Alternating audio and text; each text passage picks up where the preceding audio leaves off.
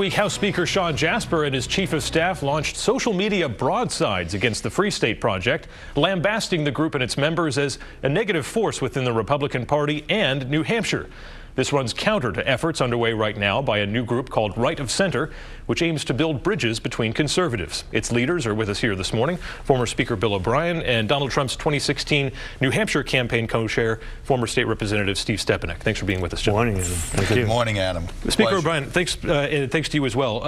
Let's start with you, Mr. Speaker. You've not hesitated in the past from calling out Republicans who you felt were insufficiently conservative, and your history with Speaker Jasper is well documented. What do you make of his comments regarding the Free Staters this last week? We need to talk to each other, both as conservatives, Republicans, Libertarians, as well as in the political sphere generally, based on ideas, based on principles, not based on status, not based on identity. And one of the things that's really important to both Steve and I when we put this together, but I think generally, is that we talk about these ideas and we don't exchange insults. We should exchange ideas. And so that's the whole purpose of our group. So, you know, in reaction to the speaker, you know, certainly I hope he turns to the reasons he might not like their ideas, not that he doesn't like them. And Representative Stepanek, what is the basic premise behind the Right of Center meetings? The Right of Center is about bringing conservatives and moderates together as a group and getting them to know each other. One of the rules that we have that we talk about right from the get-go is we do not allow anybody to talk disparagingly about anybody within the group or outside the group. We just do not allow personal attacks. This is about an exchange of ideas, exchange of information. Quite frankly, we've got a lot of diverse people, a lot of diverse voices within the group. We've got tax groups, we've got pro-life people, we've got the libertarians, we've got people who represent the marijuana lobby. All of them have different ideas, but they all come together and in a civil manner exchange ideas, and the more you can exchange ideas, the stronger you get, the closer you get. And that's what we're all about, is bringing people together, letting people know who the other side is, who their allies are. And it really is gotten a tremendous amount of support and success, and every week now that we have it, more and more people come. And it's invitation only, and every week we have more people asking, can I come, can I come? And it's been very effective, and it's really unifying people together in a common cause, which is to promote conservative, moderate Republican ideas going forward for the state of New Hampshire and the country as a whole. What is the best theory as to why conservatives have been so tribal, particularly in New Hampshire, where you could write a book about the long history of sort of the antagonism between the establishment and the conservative grassroots? What is the sort of at the heart of that? Well, see, I think that what we're doing falls within the history of the conservative movement and republicanism generally within New Hampshire. Those divisions are based not on, you know, identity groups, not on really tribalism, as you mentioned, but more that breaks down on ideas. What is happening generally within the country, however, is that insults are being exchanged rather than ideas, and it's coming over to the conservative side as well. The intent of these meetings are to break that down and follow the rules that Steve talked about. Make sure that people are telling each other what you're doing, why you're doing it, and not argue with each other personally about it. Your most recent speaker was the Commissioner of the Department of Education, former State Representative Frank Edelblut. He caught some flack for coming to speak to the group. Executive counselors Chris Pappas and Andrew Volinsky, both Democrats, essentially said if you would like to continue what they saw as political activity, they felt he should resign. This, you felt, was pretty flagrant. We did, because quite frankly, we exchange ideas. And when Frank came, the commissioner came to speak to us, he was speaking about what's going on with education in the state of New Hampshire, which I think was important to all the different groups and people who were at our meeting. Now, they didn't have any problem when he went to speak with groups that we would consider left of center. That was fine to convey what's going on, and of course they didn't agree with some of the stuff he was doing, so they were able to, you know, voice their dissent with what he was doing, and that was fine for them. But when he came to talk to us and inform us on what he was doing. It wasn't a political speech at all. It was information and the dissemination of information, and that's what we're all about. And you know, we were quite taken back that they again are attempting to control the speech and control what people say and who people say it to, which is not the American way.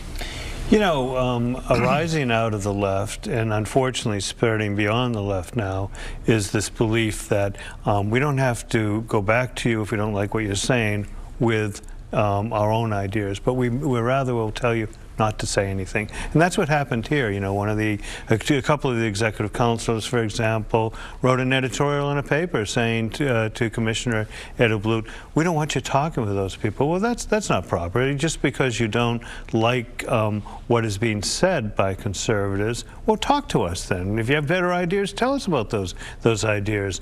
Debate the issue. Don't tell people to stop talking. And so, you know, again, we took a real issue with that, and fortunately, Commissioner Edelblut did as well, and he came and talked with us. It's often the president who's setting the ideological tone for his political party. What is the state of conservatism right now under President Trump? Start in. I'm sure you have a good opinion of this, Representative Stephan. Well, thank you. You know, really, the president is, and some people will say, and I know they did during the campaign, you know, how conservative is he versus not conservative?